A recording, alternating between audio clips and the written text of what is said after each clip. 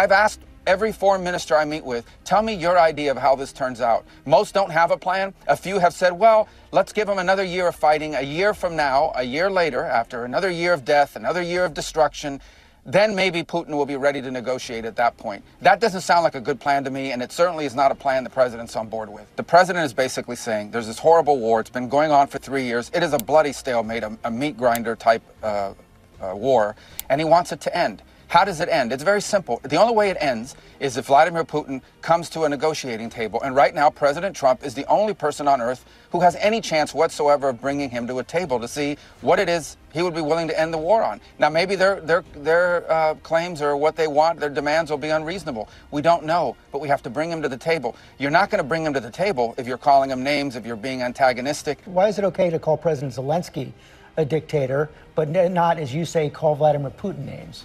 Listen, we've spent 3 years calling Vladimir Putin names. That's not the point. The point that we're at now is we're trying to get the man to a table, the Russians. And I've said from the very beginning, maybe they don't want a deal either. We don't know. But we haven't talked to them in 3 years. But maybe they do.